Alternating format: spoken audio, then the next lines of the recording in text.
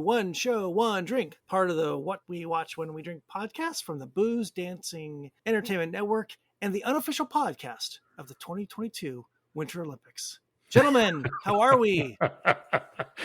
Doing good. Are we going to resurrect Jim McKay for this one? Jim McKay is actually in the green room as we speak. He will be coming out He's in the green room, all right. With Mark Spitz. We'll be talking about frozen lake swimming. What's today's topic? The first episode of Ozark, episode 1 from season 1. And we'll be drinking a very special bottle from our friends at Amrut, a very unique bottle. And we will talk about all that after the intro. Welcome to One Show, One Drink, part of the What We Watch When We Drink podcast from the Booze Dancing Entertainment Network, where we take one show or film and pair it with one boozy beverage. If you enjoy this show, please subscribe on Apple, Spotify, Stitcher, Google, Audible, and anywhere else you get your podcasts. You can also find us on boozedancing.com, and if you have any questions, comments, show or drink suggestions, email us at boozedancing@gmail.com. We'd love to hear from you. One show, one drink. We are back with one show and one drink, and we are going to start off with one drink from India, an Indian whiskey called Amrut. And this whiskey, this specific bottling, is from a cask pick from the Southern California Whiskey Club, which I'm a member of. And it is, you guys want some details? Sure. Back of the baseball card stuff. This is an 8-year-old export pipe cask, unpeated Indian single malt barley, bottled in 2021. And there were 396 bottles. Did that all go to your club? Well, it didn't go to the club. You can't get it to the club per se directly. You have to go through a retailer, right? So it's actually, I think it's all being sold, through K&L. Right, but I didn't know whether it was open to anyone else to purchase or only, you had to be a member of your club in order to buy it. It's a retail release, so you can buy it through K&L. So you guys, you could go on the website too. And I think it actually says, our on the label of the bottom of the bottle, it does say our whiskey club, and it's also on the can as well, on the tin. So there you go. So shall we, before we jump in, do a little clink clink? No, yes, we shall. Sure, let's have a cheers. Gentlemen, cheers. Cheers. So this is one of the more blood red looking whiskeys we've ever had, right? I said it. You guys got all upset. Now you went back and looked at it, and now you agree. I agree. There's blood, sweat, and tears in this glass. So if you saw this without knowing what it was, would you think whiskey? No, I would think it was like a port or like a wine of some sort. Or a wine, yeah. And really, when you get on the nose, it's like heavy on the fortified wine. I almost thought an Amaro or something. Right. Or like a vermouth. Yeah. Yeah. So for the folks listening at home, it's really, really dark. It's deep into the rubies. It's beyond ruby. It's post-ruby. To me, it smells like a mince pie. It's good. I like it. By the way, did we mention that this is a whiskey with a 6? 60, yes. Yeah, that's the only part of this. The fortified wine, they've certainly fortified this something fierce. Oh, my God. They've called in for reinforcements. They built a fortification. So our club worked with our friend Raj from Glass Revolution. I went in. Wow. Really sweet. Really delicious. It's got a lot of vapor on the nose, but then once you get past the vapor, it's really, really rich. Mm-hmm. It is really, really rich on the nose. It's like really dark brown sugar and dried fruit and maybe a little bit of cinnamon and spice. Would you say before, Mike? Like a mince pie? Yeah, like mince pie. The society refers to their older, more rounded flavors as the old and dignified.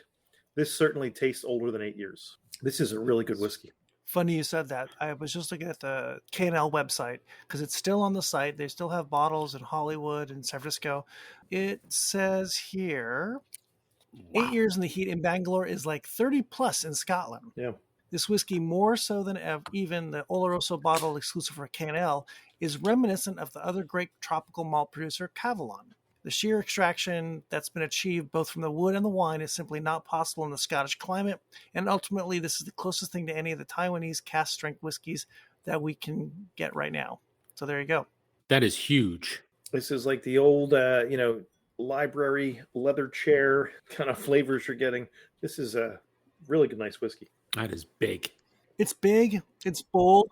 The sweetness is really nice. What's interesting though is how you get when you get like the really, really heavily sherried whiskeys like in a Buna, and it's like really, really, really rich and like almost like dank.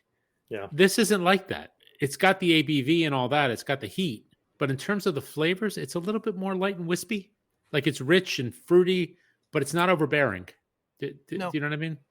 I like that mouthfeel. It's a soft 60. Right. No, seriously, it is. Yeah, it is.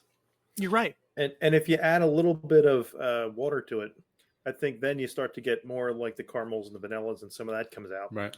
Which is maybe what you're more used to getting out of a whiskey. But with the port, it kind of rounds those flavors and kind of twists them a little bit. So it's still something completely different. That is very, very nice. I like that. It's nice. It's big. It's bold, and it's really different too. This is not your standard off the shelf Scotch or even Amrut. It's not your off the shelf Amrut because of the age and because of the ABV. It's really just the port, everything about it. It's really nice.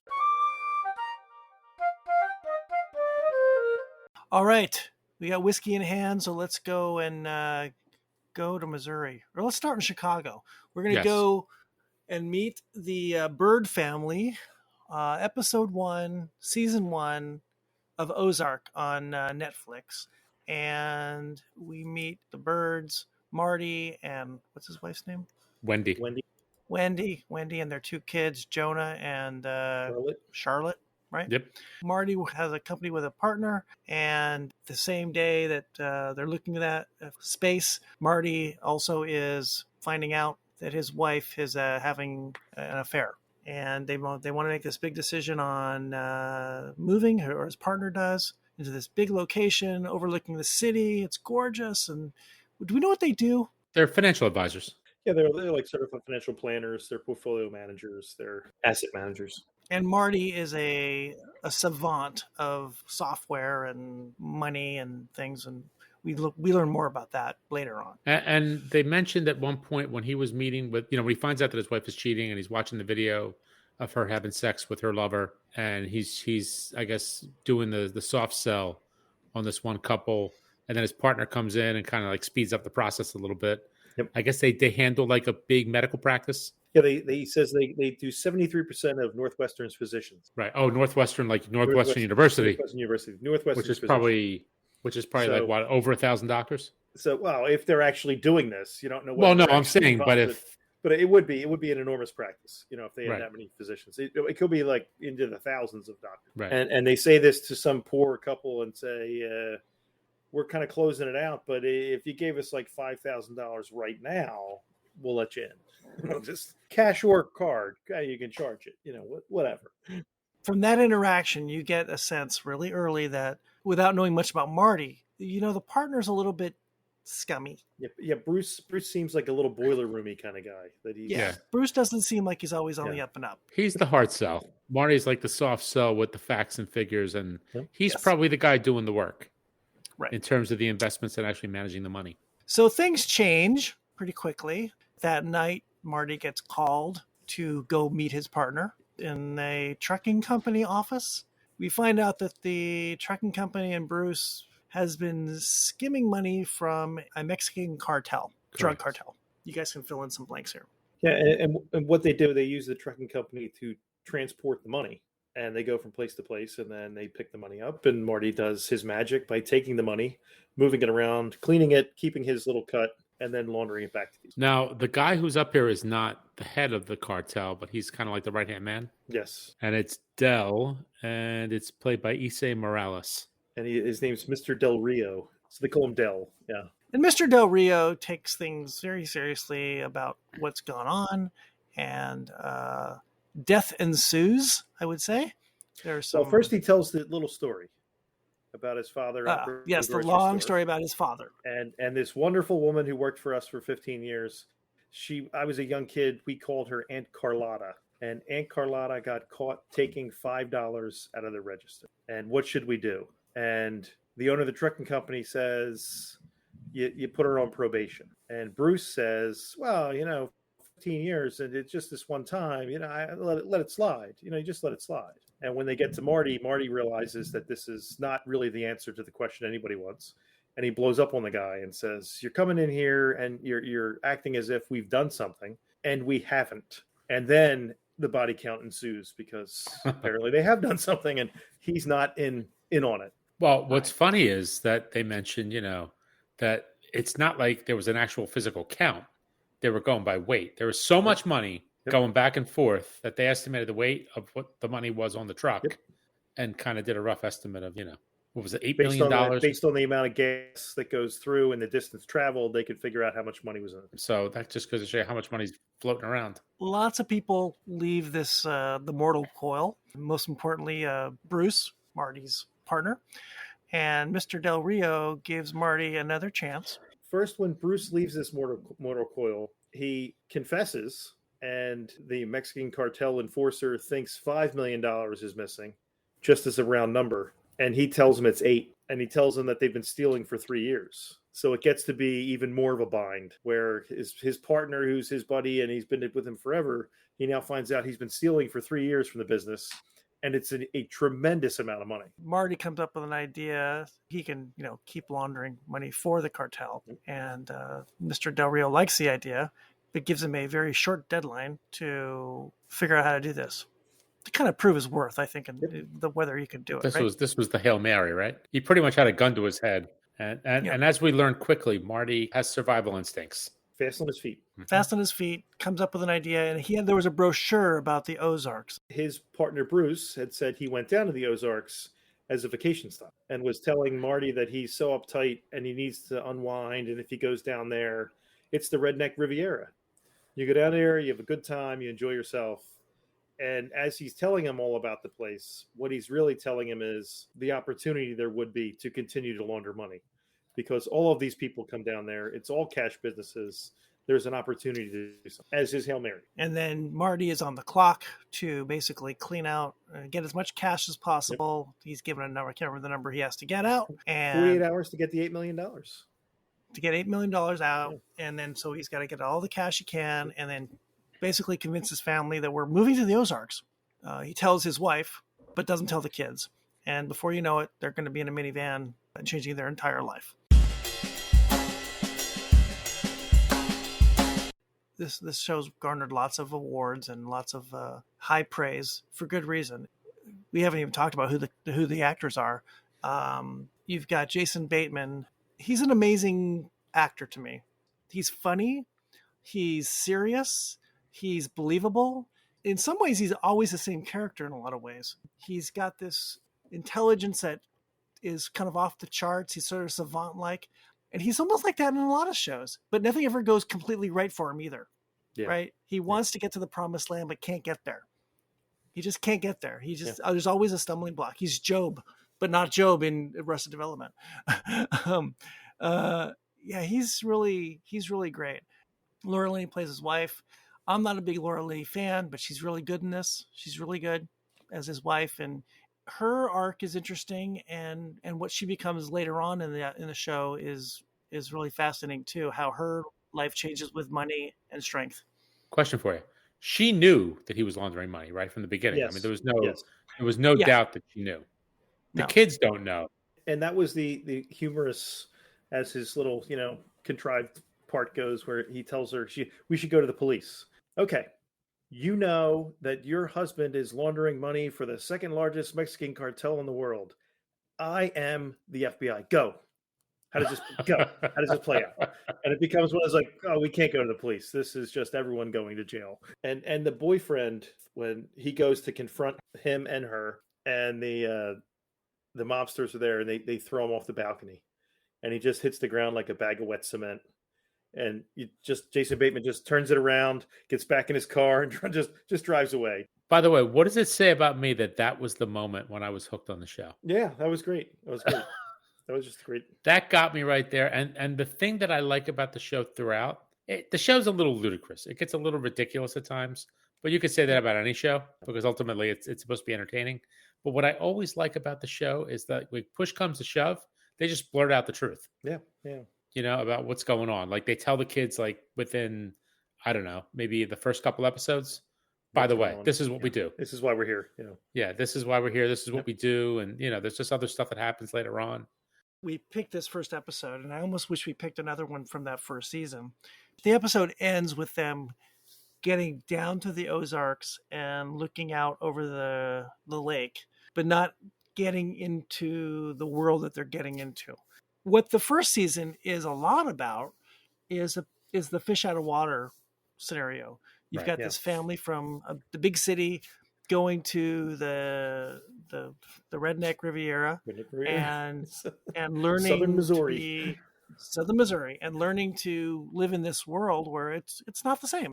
And that's what these kids have to learn to be part of this community. And Marty and Wendy have to learn how to be part of this community and all of its weirdness. We don't see that at all in the first episode. We also don't see our favorite character, Ruth Langmore. We could have a whole episode just about her because she's so good. So we don't see all that. We just see this family from Chicago get themselves into this crazy situation with a Mexican cartel, and they have to go from Chicago to Southern Missouri. And we're left thinking, where the hell is this going to go? The other thing you see at the very end, they get to the Lake of the Ozarks and they're standing on a cliff and you see the water below them and everything. But the scene immediately before that, you see the FBI in the brand new office space that his buddy partner was trying to get them to rent, removing all of the bugs. And you find out that his buddy, his pal, his longtime friend was skimming from a Mexican cartel and working with the federal government, that he was going to go and move them into this space, record everything, and get his free pass, and probably bury his friend Marty again. You just think, wow, this guy's the worst friend in the world. a friend like that, I don't feel so bad that he met his doom. That was just awful. And I don't recall from that first season whether that kind of that relationship with Marty and Bruce gets really looked at too much. It's sort of left behind in that first episode, as I recall. He pulls him aside at one point and says, how long have we known each other? How long have we been friends? How long have we been doing all these things? And you're like, okay, you're basically giving the hard sell to your friend Marty, but at the same time, you're screwing him like you screw everybody else. You're just a horrible person. Yeah. And Marty's not strong enough or bright enough, whatever, in this one aspect to recognize it and get out of the way. Washing money for the cartel, he's a brilliant guy. Sends it all over the place. But for this, he can't see past himself. And then that introduces the FBI guy who then, I'm assuming, provides additional problems down the road.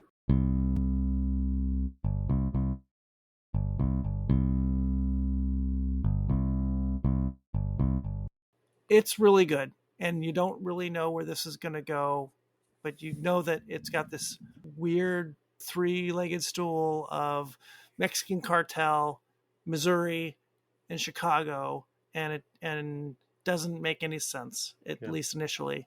I like the first season a lot because it is that fish out of water family trying to figure out how to live in Missouri.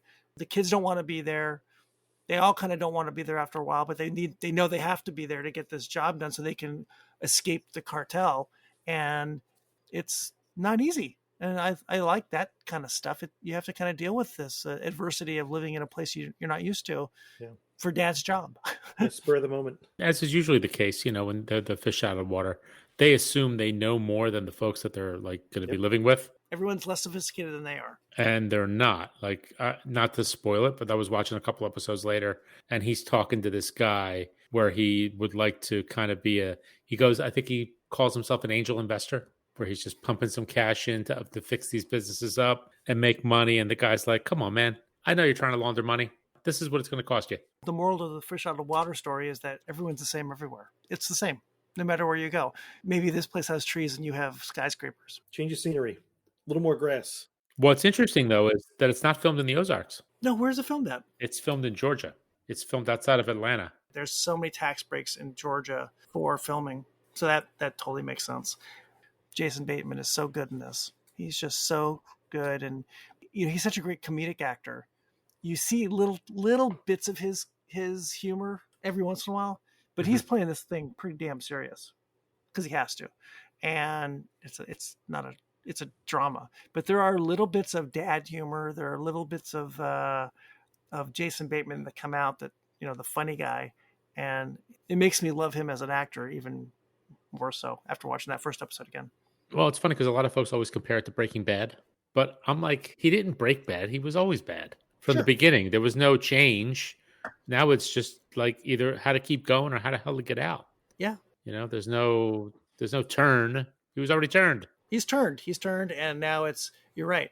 How do I get out of this? Or for them is how to get out of this because it's really threatening his family.